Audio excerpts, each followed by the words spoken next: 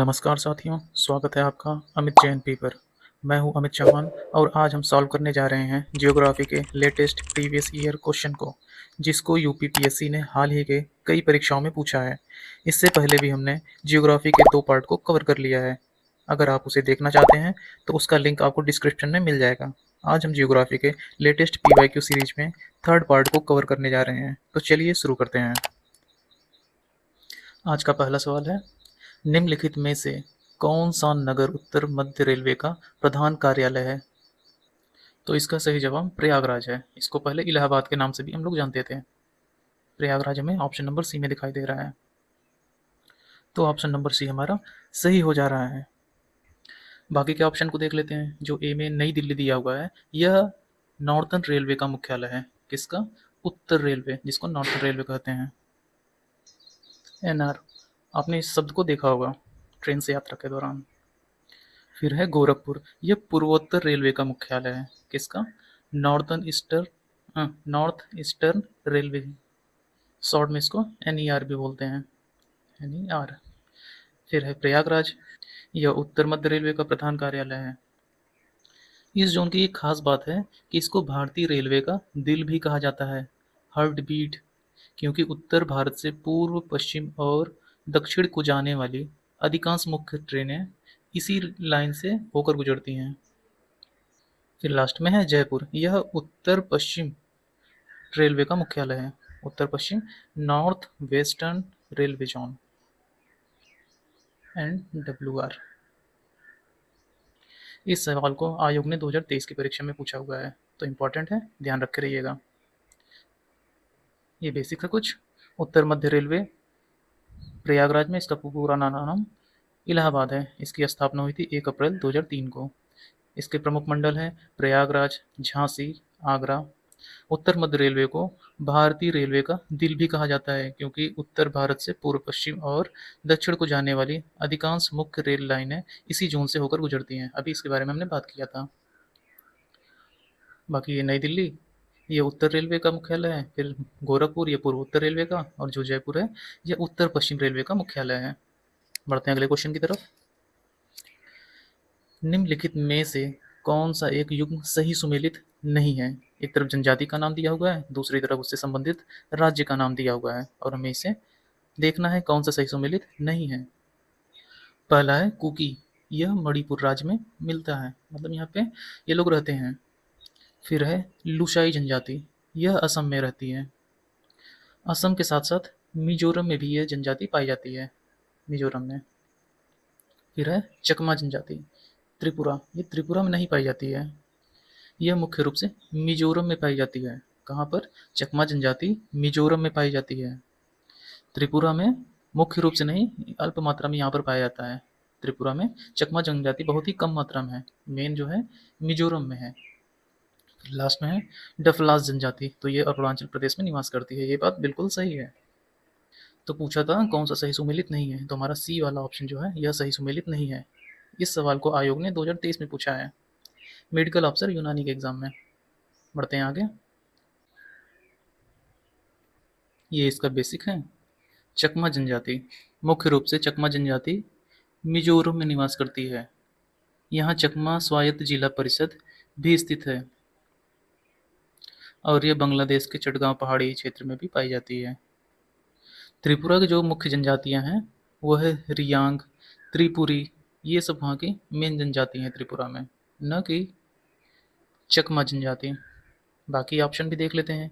ये जो कुकी है, मुख्य रूप से मणिपुर और आसपास के क्षेत्र पाई जाती है। फिर लुशाई, यह जनजाति मिजोरम के साथ साथ असम की पहाड़ी वाले जिले में भी पाई जाती है, जैसे कि डीमा, हिसारो और कछार। फिर है डफलास, या फिर इसको डाफला भी कहते हैं, यह अरुणाचल प्रदेश की प्रमुख जनजाति है, और इसका ऑफिशियल नाम है निशी, निशी जनजाति के नाम से जाना जाता है। बढ़ते हैं आगे। निम्नलिखित युग्मों में से कौन सा युग्म संस्थान, शहर सही सुमेलित नहीं है? एक तरफ संस्थान का नाम दिया हुआ है, दूसरी तरफ शहर का नाम दिया हुआ है, और हमें बताना है कि कौन सा सही सुमेलित नहीं है। पहला है केंद्रीय कपास अनुसंधान संस्थान, इसको इंग्लिश में central institute for cotton research भी बोलते हैं, CICR। यह नागपुर में है। नागपुर सही है, ये महाराष्ट्र में पड़ता है। फिर है केंद्रीय शुष्क बागवानी संस्थान, इंग्लिश में इसको कहते हैं central institute for arid horticulture. यह जयपुर में नहीं है, यह बीकानेर में है। कहाँ है? बीकानेर में। हालांकि जयपुर और बीकानेर दोनों ही राजस्थान में ही पड़ते हैं, लेकिन ये जो शहर का नाम दिया हुआ है जयपुर में पड़ता है, ये जयपुर में ना होकर यह बीकानेर में है। तो ये बी वाला ऑप्शन ही गलत दिया हुआ है। हमें बताना था कौन सा गलत है, तो बी वाला गलत है, तो बी वाला ऑप्शन सही हो जा रहा है। बाकी का ऑप्शन देख लेते हैं। फिर है केंद्रीय कृषि वानिकी अनुसंधान संस्थान, इसको इंग्लिश में कहते हैं central agro forestry research institute. ये झांसी में है, ये बिल्कुल सही है। झांसी कहाँ पड़ता है? उत्तर प्रदेश में। फिर है केंद्रीय रोपड़ फसल अनुसंधान केंद्र, इसको कहते हैं central plantation crops research institute, जो कि कासरगोड में है। कासरगोड कहाँ पड़ता है? ये केरल में पड़ता है। यह सवाल आयोग ने 2023 में पूछा है, तो ध्यान रख के रहिएगा। बढ़ते हैं आगे, थोड़ा सा बेसिक देख लेते हैं। केंद्रीय शुष्क बागवानी संस्थान, यह संस्थान बीकानेर में स्थित है, जयपुर में नहीं है। यहाँ पर इसका फुल फॉर्म दिया हुआ है ICAR का। ICAR मतलब central institute for arid horticulture. जो बाकी के ऑप्शन हैं उनको भी नीचे दिया हुआ है। पहला है CICR central institute for cotton research, मतलब केंद्रीय कपास अनुसंधान संस्थान, ये नागपुर में है। नागपुर पड़ता है महाराष्ट्र में। फिर है CIAH central institute for arid horticulture, मतलब केंद्रीय शुष्क बागवानी संस्थान, ये बीकानेर में पड़ता है, राजस्थान में। जो पूछा था क्वेश्चन में कि कौन सा गलत है, तो यही वाला था, ये बीकानेर में है। फिर है CAFRI मतलब central agro forestry research institute, यह झांसी में पड़ता है, उत्तर प्रदेश में। केंद्रीय कृषि वानिकी अनुसंधान संस्थान हिंदी में कहते हैं इसको। फिर है CPCRI central plantation crop research institute, यह केंद्रीय रोपड़ फसल अनुसंधान संस्थान के नाम से जानते हैं। कासरगोड में पड़ता है यह, जो कि केरल का एक शहर है। बढ़ते हैं आगे। एक तरफ फिर से अनुसंधान संस्थान दिया हुआ है, दूसरे तरफ शहर दिया हुआ है। नीचे दिए गए 4 युग्मों में से कितने युग्म सही सुमेलित हैं? इस बार गिनती पूछा है कि कितने सही हैं। पहला है शुष्क वन अनुसंधान संस्थान, यह जोधपुर में पड़ता है, यह बिल्कुल सही दिया हुआ है। फिर है हिमालय वन अनुसंधान संस्थान, यह देहरादून में नहीं है, यह शिमला में है। हालांकि देहरादून और शिमला दोनों ही हिमाचल प्रदेश में पड़ते हैं। और सी वाला वर्षा वन अनुसंधान संस्थान, ये जोरहाट में पड़ता है। कहाँ पे? जोरहाट में। यह असम का एक शहर है। जोरहाट असम का एक शहर है, याद रख के रहिएगा इसको। फिर लास्ट में है उष्णकटिबंधीय वन अनुसंधान संस्थान, ये जबलपुर में है। जबलपुर कहाँ पड़ता है? MP में, मध्य प्रदेश। तो फर्स्ट वाला, सेकंड वाला तो गलत है, सी वाला, फिर डी वाला, ये 3 सही हैं, बाकी एक गलत है। पूछा है कितने युग्म सही सुमेलित हैं, तो 3 युग्म सही सुमेलित हैं। 3 कहाँ हैं? ऑप्शन नंबर डी में दिखाई दे रहा है, तो डी वाला ऑप्शन हमारा सही हो जा रहा है। आयोग ने इसे 2023 में पूछा हुआ है, RO के एग्जाम में। बढ़ते हैं आगे, ये इसका बेसिक है। यहाँ पर सभी के बारे में विवरण दिया हुआ है। एक तरफ अनुसंधान संस्थान और उसका फुल फॉर्म है, सही शहर दिया हुआ है। शुष्क वन अनुसंधान संस्थान मतलब AFRI arid forest research institute, यह जोधपुर में है। जोधपुर कहाँ है? राजस्थान में। हिमालय वन अनुसंधान संस्थान HFRI Himalayan forest research institute, यह शिमला में है, हिमाचल प्रदेश में। क्वेश्चन में इसे देहरादून लिख कर दिया था। फिर है वर्षावन अनुसंधान संस्थान rain forest research institute RFRI, ये पड़ता है जोरहाट असम में। फिर लास्ट है उष्णकटिबंधीय वन अनुसंधान संस्थान TFRI tropical forest research institute, ये पड़ता है जबलपुर में। जबलपुर कहाँ पड़ता है? मध्य प्रदेश के अंदर। बढ़ते हैं आगे। फिर है कावेरी जल विवाद निम्नलिखित राज्यों के बीच में है। देखिए अब कावेरी नदी से सवाल आ गया, कावेरी जल विवाद से। कावेरी नदी देखिए 3 राज्य और 1 केंद्र शासित प्रदेश से बहती है। वो 3 राज्य कौन-कौन से हैं? तमिलनाडु, कर्नाटक, केरल। और एक केंद्र शासित प्रदेश है पुडुचेरी। तो पुडुचेरी कहाँ दिया हुआ है? नहीं दिया हुआ है। बाकी 3 ऑप्शन तो दिया हुआ है, तमिलनाडु, कर्नाटक और केरल। कहाँ दिखाई दे रहा है? ऑप्शन नंबर 1 में दिखाई दे रहा है, तमिलनाडु, कर्नाटक, केरल में। तो जहाँ-जहाँ ये नदियाँ बहती हैं, वहाँ-वहाँ आपस में ये जल विवाद का कारण भी बना हुआ है। इस सवाल को आयोग ने 2023 में पूछा हुआ है। बढ़ते हैं आगे। ये उसका बेसिक दिया हुआ है, कावेरी जल विवाद। इसके जो 3 राज्य हैं, तमिलनाडु, कर्नाटक, केरल और एक केंद्र शासित प्रदेश है पुदुचेरी। कावेरी नदी कर्नाटक के कोडागु जिले के पश्चिमी घाट को ब्रह्मगिरी पहाड़ियों से निकलती है। यह कर्नाटक और तमिलनाडु राज्यों से होकर बहती है और बंगाल की खाड़ी में गिर जाती है। इसकी सहायक नदियाँ केरल और पुदुचेरी के क्षेत्र को भी सींचती हुई आगे बढ़ती हैं। तो ये था कुछ बेसिक। बढ़ते हैं आगे। निम्नलिखित में से कौन सी मानव प्रेरित आपदा है? पहला है नाभिकीय युद्ध, दूसरा है मृदा अपरदन में तेजी। नीचे दिए गए कूट से सही उत्तर का चुनाव करना है हमें। तो ये दोनों ही नाभिकीय युद्ध और मृदा अपरदन में तेजी, ये दोनों का कारण मनुष्य ही बना हुआ है आज के समय में। तो दोनों ही सही है इसमें, दोनों ही सही। ऑप्शन नंबर ए में दिखाई दे रहा है। इस सवाल को आयोग ने 2023 में पूछा हुआ है। देखिए जो मानव प्रेरित आपदा होती है, इसका क्या मतलब होता है? इसका मतलब है कि ऐसी कोई हरकत या फिर कोई ऐसी गतिविधियाँ जिसको मानव कर रहा है और उसकी लापरवाही के कारण, या फिर उसका कोई तकनीकी विफलता हो रहा है उसके कारण, मतलब कि मनुष्य के कारण ही कोई आपदा आ रही है, तो उसको कहेंगे मानव प्रेरित आपदा। इसमें नाभिकीय युद्ध, मृदा अपरदन में तेजी, ये दोनों ही शामिल हैं। बढ़ते हैं आगे। बेसिक देख लेते हैं। मानव जनित या मानव प्रेरित आपदाएँ, वही अभी हमने बात की। ऐसी आपदाएँ जो मानव गतिविधियों, लापरवाही, तकनीकी विफलता, मानव निर्मित नीतियों के कारण उत्पन्न होती हैं। तो ऐसी आपदाओं को मानव जनित आपदाएँ कहते हैं। पहला है नाभिकीय युद्ध, ये पूरी तरीके से मानव निर्मित एवं मानव प्रेरित आपदा है, जो युद्ध या तकनीकी दुर्घटना के कारण व्यापक विनाश का कारण बनता है।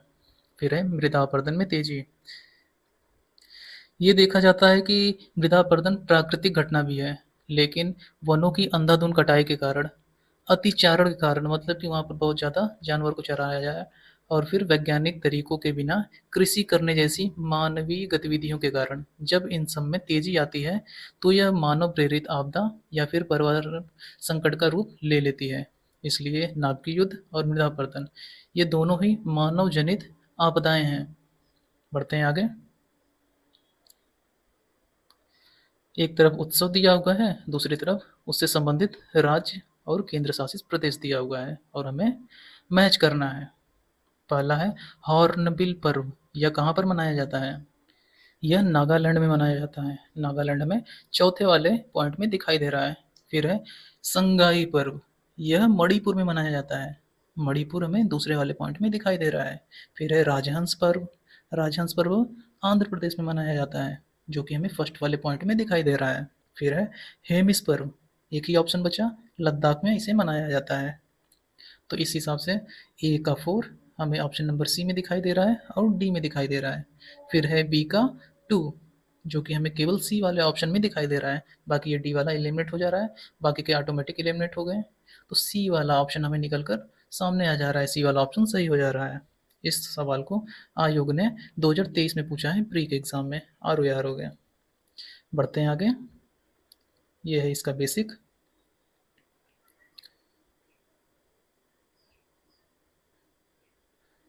हॉर्नबिल पर्व, यह नागालैंड का सबसे प्रसिद्ध सांस्कृतिक उत्सव है, जिसे त्योहारों का त्योहार भी कहा जाता है। फेस्टिवल ऑफ फेस्टिवल किसे कहते हैं? हॉर्नबिल पर्व को, जिसे नागालैंड में मनाया जाता है। यह हर साल 1 से 10 दिसंबर तक आयोजित होता है। कब होता है? शुरुआती दिसंबर में 1 से लेकर 10 तारीख तक। फिर है संगाई पर्व, यह मणिपुर का वार्षिक सांस्कृतिक उत्सव है। इसका नाम मणिपुर के राज्य पशु संगाई इसके नाम पर रखा गया है। संगाई यह एक प्रकार का हिरण है जो केवल केइबुल लामजाओ राष्ट्रीय उद्यान में पाया जाता है। तो इसको ध्यान रखे रहिएगा ये संगाई के बारे में। फिर है राजहंस पर्व। यह आंध्र प्रदेश के तिरुपति जिले में प्रतिवर्ष आयोजित होने वाला एक पर्यटन स्थल है। यह जो है पुलिकट झील और नेलापट्टू पक्षी अभयारण्य क्षेत्र में आ जाता है। फिर है हेमिस पर्व। यह लद्दाख के प्रसिद्ध हेमिस गोम्पा जो कि एक बौद्ध मठ है, इसमें गुरु पदसंभव की जयंती के उपलक्ष्य में मनाया जाने वाला धार्मिक एवं सांस्कृतिक उत्सव है। तो ये था कुछ बेसिक। बढ़ते हैं आगे। इसमें कहा है कि वायुमंडल का क्षेत्र जो जमीन के नज़दीक है कहलाता है। तो सबसे नज़दीक वाला होता है क्षोभ मंडल, जो कि हमें ऑप्शन नंबर ए में दिखाई दे रहा है। तो ये वाला ऑप्शन हमारा सही हो जा रहा है। देखिए वायुमंडल का जो क्षेत्र होता है इसमें 5 परत होती है। पहला होता है क्षोभ मंडल, फिर उसके ऊपर समताप मंडल, फिर मध्य मंडल, फिर आयन मंडल, फिर उसके ऊपर होता है बाह्य मंडल। ये 5 होता है। क्षोभ मंडल में क्या होता है, ये सबसे नीचे वाली परत होती है। यहाँ पर मौसम संबंधी घटनाएं होती हैं जो कि ऑप्शन में दिया हुआ है। यहाँ पर बादल बनते हैं, बारिश होती है क्षोभ मंडल में। फिर इसके ऊपर होता है समताप मंडल। समताप मंडल में क्या होता है, यह क्षोभ मंडल की ऊपरी वाली सतह होती है। इसकी ऊंचाई लगभग 12 किलोमीटर से 50 किलोमीटर तक होती है। इसकी क्या खासियत होती है, यहाँ पर हवाई जहाज उड़ाने के लिए ये सबसे बढ़िया जगह मानी जाती है। मौसम कैसा भी हो, इस वाले क्षेत्र से उड़ाएं, कोई समस्या नहीं होती है। इसी में ओजोन परत भी पाई जाती है जो कि सूरज की हानिकारक पराबैंगनी किरणों से हमें बचाती है। फिर उसके बाद आता है मध्यमंडल। यह लगभग 50 से 85 किलोमीटर के आसपास में इसकी ऊंचाई पर रहता है। यह वायुमंडल की सबसे ठंडी परत होती है। अंतरिक्ष से आने वाले जो उल्कापिंड होते हैं इसी परत में आकर जलकर नष्ट हो जाते हैं। किसमें, मध्यमंडल में। फिर इसके ऊपर रहता है आयन मंडल, इसको ताप मंडल भी बोलते हैं। इसकी ऊंचाई लगभग 85 से 600 किलोमीटर की होती है। किसकी, आयन मंडल की। आयन मंडल को ताप मंडल भी बोलते हैं। इसकी क्या खासियत है, यहाँ पर तापमान बहुत तेजी से बढ़ता है, मतलब गर्मी बढ़ती है। रेडियो तरंगे इसी परत से परावर्तित होकर पृथ्वी पर वापस आती हैं, जिससे संचार प्रणाली संभव हो पाती है। हमारा जो रेडियो कम्युनिकेशन सिस्टम है आयन मंडल के कारण ही हमारा संभव हो पाता है। फिर इसके ऊपर है बाह्य मंडल, सबसे ऊपर वाला। यह सबसे बाहरी परत है जो कि 600 किलोमीटर के ऊपर वाला जो क्षेत्र है उसको बोलते हैं, जो धीरे धीरे अंतरिक्ष में मिल जाती है। इसकी खासियत होती है कि इसमें हीलियम और हाइड्रोजन जैसी बहुत हल्की गैसें पाई जाती हैं, जो मानव निर्मित उपग्रह इसी क्षेत्र में चक्कर लगाते हैं। जो सैटेलाइट भेजा जाता है वो हमारा वायुमंडल में भेजा जाता है। तो ये था कुछ बेसिक। ये क्षोभ मंडल के बारे में दिया है, बाकी के ऑप्शन के बारे में हमने अभी बात ही कर ली है। बढ़ते हैं आगे। इसमें कहा है कि निम्नलिखित में से कौन से कारक पृथ्वी पर तापमान वितरण को प्रभावित करता है। पहला है अक्षांश। देखिए ये पृथ्वी है, इसमें ये जो अक्षांश होता है और ये ऊपर से नीचे वाली जो लाइन होती है ये देशांतर होती है।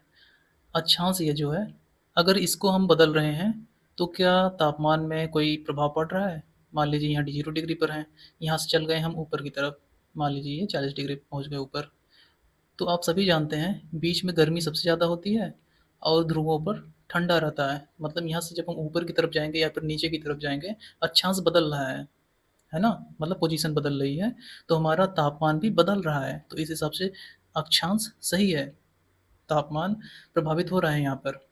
फिर है देशांतर। देशांतर मतलब कि ये जो पृथ्वी है, ये वाली जो लाइन है,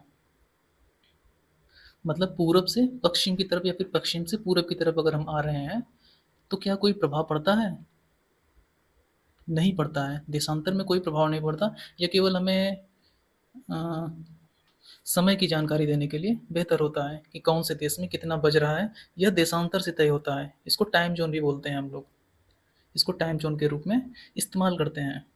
तो ये देशांतर तो हमारा समय के निर्धारण में काम आता है, न कि तापमान के वितरण में कोई प्रभाव डालता है। फिर लास्ट में ऊंचाई। तो बिल्कुल जब ऊंचाई घटती या बढ़ती है तो तापमान भी ऊपर नीचे होता है। आप नीचे बैठे हैं, आपको हो सकता है गर्मी लगे। आप पहाड़ के ऊपर जब बैठ जाएँगे, तो आपको ठंडा हो सकता है महसूस होगा ना? मतलब ऊँचाई बदलने के साथ-साथ तापमान में अंतर हो जा रहा है, तो इस हिसाब से ऊँचाई सही है। फिर है महासागरीय धाराएँ, तो ये बात भी बिल्कुल सही है। जो महासागर की गर्म धाराएँ होती हैं, वो तट वाले एरिया को गर्म कर देती हैं, और अगर धाराएँ ठंडी हैं, तो वो तट वाले इलाके को ठंडा कर देती हैं। तो इस हिसाब से हमारा महासागरीय धाराएँ भी तापमान के बदलने में अपना योगदान देती हैं। तो इस हिसाब से फर्स्ट वाला, थर्ड वाला और फोर वाला, यह तापमान को प्रभावित कर रहा है, बाकी देशांतर नहीं कर रहा है। फर्स्ट, थर्ड, फोर हमें कौन से ऑप्शन में दिखाई दे रहा है? ऑप्शन नंबर ए में दिखाई दे रहा है। तो ए वाला ऑप्शन हमारा सही हो जा रहा है। आयोग ने इसे 2023 में पूछा है, मेडिकल ऑफिसर होम्योपैथिक एग्जाम में। बढ़ते हैं आगे। यहाँ बेसिक दिया हुआ है अक्षांश के बारे में। भूमध्य रेखा 0 डिग्री से ध्रुवों की ओर जाने पर सूर्य की किरणों का तिरछापन बढ़ता जाता है, जिससे आपतित सौर विकिरण घटता है और तापमान कम होता जाता है। एक पृथ्वी है, ये सूरज है। बीच में सबसे ज़्यादा रोशनी पड़ती है, किनारे किनारे थोड़ी सी कम पड़ती है, तो वहाँ पे ठंडा ज़्यादा रहता है। वही बात कही गई है। फिर है देशांतर। देशांतर रेखाएं मुख्य रूप से समय के निर्धारण के लिए उपयोग की जाती है। देशांतर का किसी स्थान के तापमान के वितरण पर सीधा प्रभाव नहीं पड़ता है ना? ये जो ऊपर से नीचे वाली लाइन होती है, टाइम बताने के लिए यूज़ होती है ये। फिर है ऊंचाई। समुद्र तल से जैसे जैसे ऊंचाई बढ़ती है, तापमान घटता जाता है। सामान्य ताप दर 165 मीटर की ऊंचाई पर बढ़ने पर 1 डिग्री सेल्सियस का तापमान कम हो जाता है। मतलब अगर आप 165 मीटर की ऊंचाई पर जैसे जैसे जाएंगे, वैसे वैसे 1 डिग्री नीचे आपका तापमान होता चला जाएगा। फिर है महासागरीय धाराएं। गर्म महासागरीय धाराएं तटीय क्षेत्रों को तापमान बढ़ा देती हैं, और ठंडी धाराएं तटीय क्षेत्रों का तापमान गिरा देती हैं। अभी इसके बारे में हमने चर्चा की थी। इसलिए हमारा जो फर्स्ट वाला, थर्ड वाला और फोर वाला ऑप्शन सही है, बाकी ये देशांतर नहीं है। ध्यान रख के रहिएगा इसको। बढ़ते हैं आगे। निम्नलिखित में से कौन सा से देश अरब प्रायद्वीप का हिस्सा नहीं है? अरब प्रायद्वीप का हिस्सा नहीं है। एक है ओमान, इराक, कुवैत, सीरिया। सही कूट का चयन करना है हमें। तो इसमें जो ओमान है और कुवैत, यह तो अरब प्रायद्वीप का हिस्सा है। बाकी ये जो इराक है, ये सीरिया है, यह पश्चिम एशिया के उप क्षेत्र में आते हैं। किसमें? पश्चिम एरिया साइड में आ जाते हैं, न कि अरब प्रायद्वीप में। तो इसमें केवल ओमान और कुवैत है। फर्स्ट और थर्ड, फर्स्ट और थर्ड अरब प्रायद्वीप का हिस्सा है, लेकिन क्वेश्चन में पूछा है कौन हिस्सा नहीं है, तो इराक और सीरिया नहीं है। मतलब सेकंड और फोर किस में दिया है? ए वाले ऑप्शन में दिया है। सेकंड और फोर दोनों नहीं है। बहुत ही घुमा घुमा के पूछ रहा है। इस सवाल को आयोग ने 2023 में पूछा है, आर ओ के प्री वाले एग्जाम में, जो कि बाद में कैंसिल हो गया था। बढ़ते हैं आगे। अरब प्रायद्वीप, ध्यान रहे, इसमें आयोग ने आंसर नंबर सी को सही माना है। सी क्या है? केवल फोर, सीरिया। बाकी ये जो इराक है, यह भी नहीं है अरब प्रायद्वीप का हिस्सा। हालांकि ये मुस्लिम कंट्री जरूर है, लेकिन अरब प्रायद्वीप का हिस्सा नहीं है। बढ़ते हैं आगे। अरब प्रायद्वीप में कौन कौन से देश आते हैं? Saudi Arab, Yemen, Oman, UAE, Qatar, Kuwait और बहरीन, ये 7 देश आते हैं। अरब प्रायद्वीप यह विश्व का सबसे बड़ा प्रायद्वीप है। ध्यान रखे रहिएगा। बढ़ते हैं आगे। यहाँ देखिए, ओमान अरब प्रायद्वीप का भाग है, कुवैत अरब प्रायद्वीप का भाग है, बाकी ये नहीं है। बढ़ते हैं आगे। निम्नलिखित में से कौन सा देश भूमध्य देश है? भूमध्य देश मतलब लैंड लॉक्ड कंट्री। ऐसा देश जिसकी जो सीमाएं हैं वो चारों तरफ से ज़मीन से ही घिरी है, मतलब कोई नहीं किसी अन्य देश से घिरी हुई है। वहाँ कोई समुद्र या फिर महासागर नहीं है आसपास में। पहला ऑप्शन है जर्मनी। तो जर्मनी देखिए, उत्तर सागर और बाल्टिक सागर से इसकी सीमा लगती है, तो इस हिसाब से ये लैंडलॉक्ड तो हुआ नहीं। फिर दूसरा है बेल्जियम। इसकी सीमा उत्तर पश्चिम में उत्तर सागर से लगती है, तो इस हिसाब से यह भी लैंडलॉक्ड नहीं हुआ। फिर लास्ट में थर्ड में बेलारूस, इसकी सीमा उत्तर सागर से नहीं लगती हैं। बेलारूस जो है ये पूरी तरीके से लैंडलॉक्ड कंट्री है। इसके एक तरफ रूस है, दूसरी तरफ यूक्रेन है, पोलैंड है, लिथुआनिया और लाटविया है। इन सभी देशों से ये पूरी तरीके से घिरा हुआ है। इसके आसपास कोई भी महासागर नहीं है, तो हमारा सी वाला ऑप्शन ही सही हो जा रहा है। बाकी ये पोलैंड जो है इसके बगल में बाल्टिक सागर है, तो इस हिसाब से यह भी भूमध्य देश नहीं है। इस सवाल को आयोग ने 2023 में पूछा हुआ है असिस्टेंट टाउन प्लानर के एग्जाम में। बढ़ते हैं आगे। ये बेसिक है। लैंडलॉक कंट्री किसे कहते हैं? ऐसा देश जिसकी भौगोलिक सीमाएं चारों ओर से केवल अन्य देशों की जमीनी सीमाओं से घिरी होती हैं और जिसकी कोई भी सीमा किसी खुले महासागर या समुद्र से नहीं लगती है। बाकी ये जो बेलारूस है ये पूरी तरीके से लैंडलॉक है। ये चारों ओर से रूस, यूक्रेन, पोलैंड, लिथुआनिया और लाटविया से घिरा हुआ है। और जो जर्मनी है इसकी उत्तर सीमा में उत्तर सागर और बाल्टिक सागर लगता है। फिर है बेल्जियम, इसकी सीमा उत्तर पश्चिम में उत्तर सागर से लगती है। फिर पोलैंड जो है इसकी उत्तर में एक लंबी तटीय सीमा बाल्टिक सागर से लगती है। किससे लगती है? बाल्टिक सागर से। तो ये था कुछ बेसिक बात। बढ़ते हैं आगे। एक तरफ राजधानी दी हुई है, दूसरी तरफ देश का नाम दिया हुआ है और पूछा है कौन सा युग्म सही सुमेलित नहीं है। नहीं है। पहला है ओटावा, तो ओटावा कनाडा की राजधानी है, ये बिल्कुल सही है।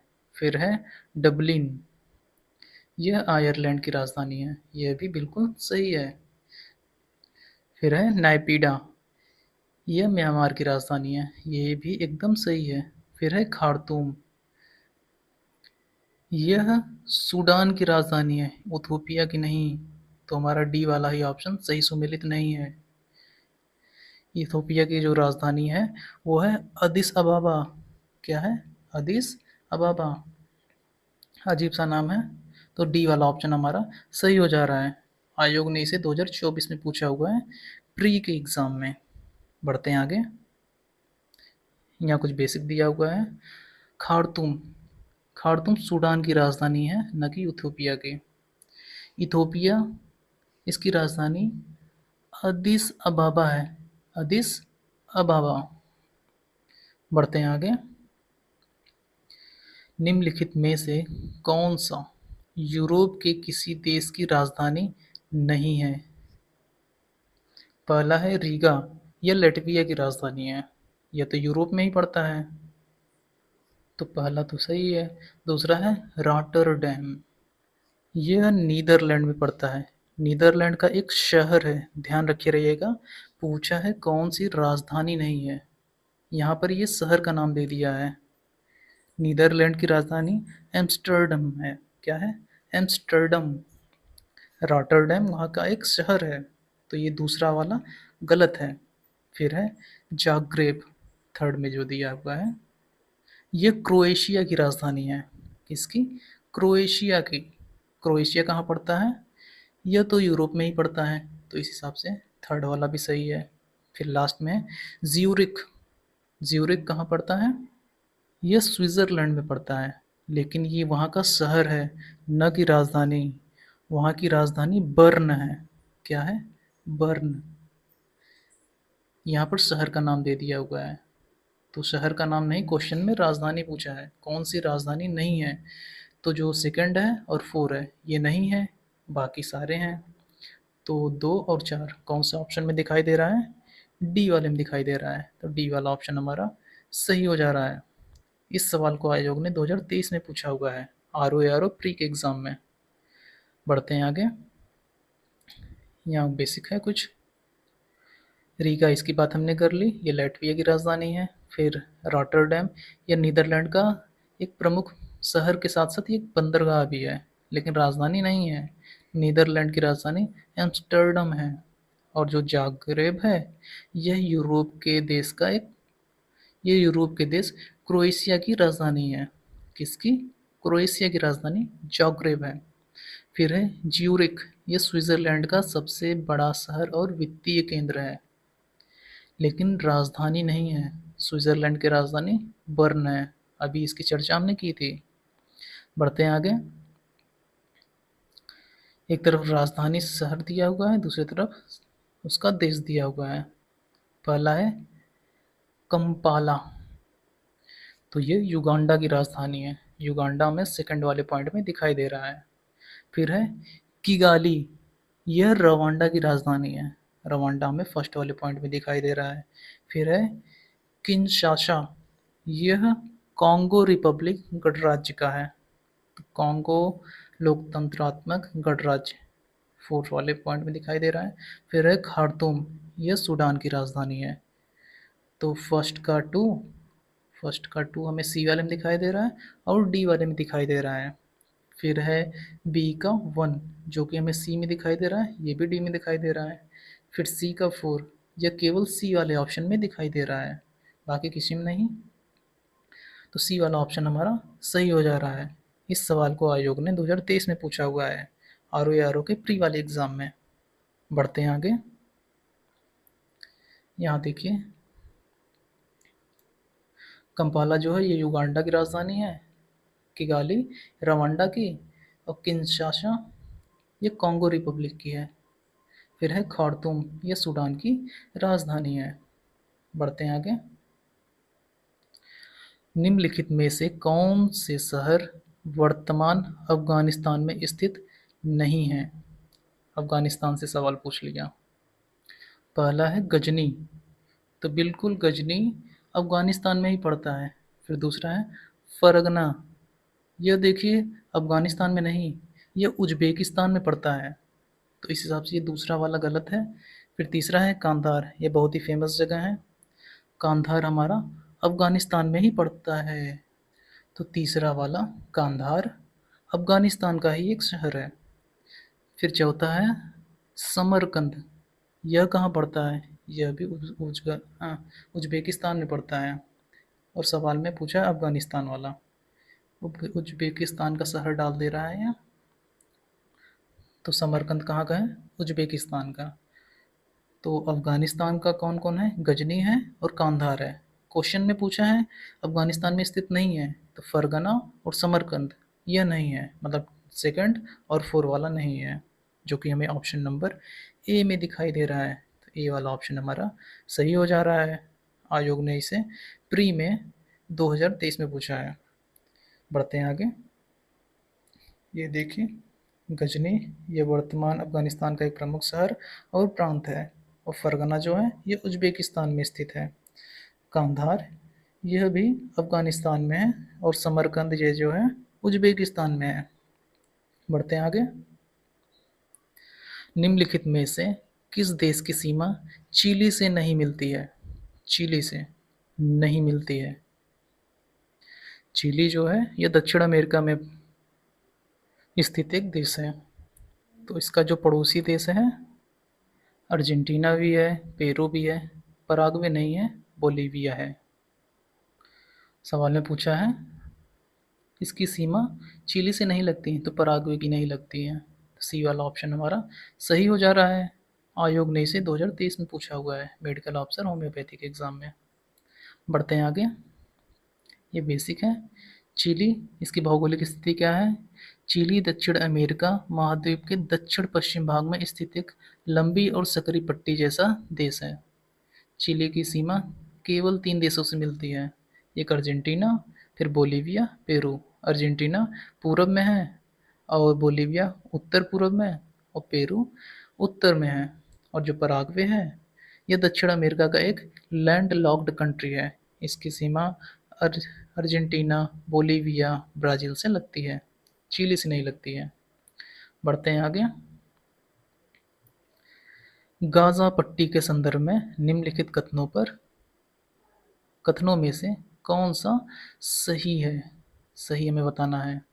पहला है इसकी सीमा मिस्र से लगती है, तो बिल्कुल इसकी सीमा मिस्र से लगती है। मिस्र मतलब इजिप्ट, इजिप्ट के नाम से इस समय हम लोग जानते हैं। दूसरा है इसकी सीमा इज़राइल से भी लगती है, तो बिल्कुल इज़राइल से तो एकदम सटा हुआ है ही, फेमस है। तो दोनों ही स्टेटमेंट सही दिए हुए हैं। अब पूछा है कौन सा सही है, तो दोनों ही सही है। तो ऑप्शन नंबर सी हमारा सही हो जा रहा है। 1 और 2 दोनों ही सही हैं। आयोग ने इसे 2023 में पूछा है प्री के एग्ज़ाम में, ROAR के, जो बाद में कैंसिल हो गया था। बढ़ते हैं आगे। ये इसका बेसिक है। गाज़ा पट्टी, यह भूमध्य सागर के पूर्वी तट पर स्थित एक छोटा सा तटीय भूभाग है। फिर है इसकी सीमा मिस्र से लगती है। गाज़ा पट्टी की दक्षिण पश्चिम सीमा मिस्र देश सीनाई प्रायद्वीप से लगती है। रफा सीमा पार, इसकी सीमा इज़राइल से भी लगती है। इसके उत्तर और पूर्व में इज़राइल की सीमाएं हैं। बढ़ते हैं आगे। अभिकथन कारण वाला क्वेश्चन है। अभिकथन कह रहा है कि हिमालय अभी भी ऊंचा हो रहा है। हिमालय की ऊंचाई अभी भी बढ़ रही है थोड़ी थोड़ी। कारण है भारतीय टेक्टोनिक प्लेट यूरेशियन प्लेट से टकरा रही है। तो बिल्कुल स्टेटमेंट भी सही है और कारण भी सही है। हिमालय की ऊंचाई हल्की हल्की बढ़ रही है, तो इसमें ए और आर दोनों सही है। आर ए की सही व्याख्या भी कर रहा है। तो बी वाला स्टेटमेंट ऑप्शन हमारा सही हो जा रहा है। इस सवाल को आयोग ने 2024 में पूछा है प्री के एग्जाम में, तो इम्पोर्टेंट है, ध्यान रखे रहिएगा। इसका बेसिक देख ले रहे हैं। नवीन वलित पर्वत, यंग फोल्ड माउंटेन, इसका क्या मतलब है? हिमालय एक नवीन वलीय पर्वत है जिसका निर्माण भारतीय टेक्टोनिक प्लेट और यूरेशियन टेक्टोनिक प्लेट के आपस में टकराने से हुआ है। मतलब एक महाद्वीप दूसरा महाद्वीप के अभिसरण में। फिर है अभिकथन। भारतीय प्लेट उत्तर दिशा की ओर लगातार गति कर रही है, जिससे हिमालय पर्वत श्रेणी की ऊंचाई भी अभी भी निरंतर वृद्धि हो रही है। इसका कारण है भारतीय टेक्टोनिक प्लेट का यूरेशियन प्लेट के नीचे धंसना और उनसे टकराते रहना। इसी से ऊंचाई का लगातार बढ़ने का मुख्य कारण है। तो इस हिसाब से ए और आर दोनों सही है। आर ए की सही व्याख्या भी कर रहा है। बढ़ते हैं आगे। पृथ्वी की पपड़ी में कार्बन की अनुमानित प्रतिशत कितनी होती है? ये जो पपड़ी है, इसका मतलब खाने वाला पपड़ी नहीं है। इसका मतलब है क्रस्ट, जो पृथ्वी की ऊपर वाली पपड़ी होती है, मतलब भूपर्पटी। इसमें खनिज पाए जाते हैं जैसे कार्बोनेट, हाइड्रोजन कार्बोनेट, कोयला, पेट्रोलियम, ये सब पाए जाते हैं। इन सभी की उपस्थिति होती है। पूछा है इसकी अनुमानित प्रतिशत कितना है? तो ये लगभग 0.025% है, जो कि हमें ऑप्शन नंबर बी में दिखाई दे रहा है। बी वाला ऑप्शन हमारा सही हो जा रहा है। इसे आयोग ने 2023 में पूछा हुआ है एपीएस के एग्जाम में। बढ़ते हैं आगे। एनसीईआरटी क्या कहती है इसके बारे में? पृथ्वी के भूपर्पटी में खनिजों के रूप में केवल 0.02% से 0.025% तक ही कार्बन उपस्थित है। भूपर्पटी में सबसे अधिक पाया जाने वाला तत्व ऑक्सीजन है, लगभग 46.5%, जिसके बाद सिलिकॉन है, लगभग 27.5%। कार्बन भूपर्पटी में बहुत ही अल्प मात्रा में कार्बन पाया जाता है, लेकिन इसके यौगिक का महत्व अत्यंत व्यापक है। तो आंसर है 0.025%। बढ़ते हैं आगे। निम्नलिखित पर्वतों पर विचार कीजिए तथा इन्हें इनके स्थान के अनुसार पश्चिम से पूर्व की ओर सही क्रम में व्यवस्थित कीजिए। पहला है काराकोरम, दूसरा है पांटिक, तीसरा है हिंदुकुश, चौथा है जाग्रोस। पहला है काराकोरम। यह भारत, पाकिस्तान और जो चाइना है इसके ट्रांस हिमालय क्षेत्र में स्थित है, तो इसको हम मान ले रहे हैं इंडिया में। फिर है पॉन्टिक, यह टर्की के आसपास है। कहाँ पे? टर्की के पास। फिर है हिंदू कुश, यह कहाँ है? यह अफगानिस्तान और पाकिस्तान के उत्तर पश्चिमी भाग में स्थित है। तो अफगानिस्तान पाकिस्तान में। फिर है लास्ट में जाग्रोस, यह ईरान में है। कहाँ पे? ईरान में। तो सबसे बाएं तरफ कौन है? यह है पॉन्टिक, जो कि टर्की में है। तो दो से कौन सा शुरू हो रहा है? सी वाला और डी वाला। बाकी के ऑप्शन एलिमिनेट कर दे रहे हैं। उसके बाद फिर पास ही में ईरान, जो कि 4 वाले ऑप्शन में है, जाग्रोस। जाग्रोस ईरान में है। तो 2 के बाद आएगा 4, 2 के बाद 4 सी वाले ऑप्शन में दिखाई दे रहा है। तो डी वाला भी एलिमिनेट हो जा रहा है। फिर उसके बाद हिंदू कुश, फिर उसके बाद काराकोरम। तो हमारा सी वाला ऑप्शन निकल कर सामने आ जा रहा है, तीसरा वाला सही हो जा रहा है। इस सवाल को आयोग ने 2024 में पूछा है प्री के एग्ज़ाम में। बढ़ते हैं आगे। ये कुछ बेसिक है। पर्वत श्रेणियों का भौगोलिक स्थान पश्चिम से पूरब की तरफ। पहला है पॉन्टिक, यह श्रेणी टर्की के उत्तर भाग में काला सागर के समानांतर स्थित है।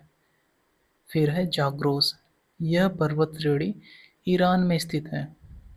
हिंदू कुश, यह श्रेणी अफगानिस्तान और पाकिस्तान के उत्तर पश्चिम भाग में स्थित है। फिर लास्ट में है काराकोरम, यह भारत, पाकिस्तान और चाइना के सीमावर्ती क्षेत्रों में स्थित है, ट्रांस हिमालय क्षेत्र में। तो इस हिसाब से पॉन्टिक, जाग्रोस, हिंदू कुश और काराकोरम, सी वाला ऑप्शन हमारा सही हो गया। बढ़ते हैं आगे।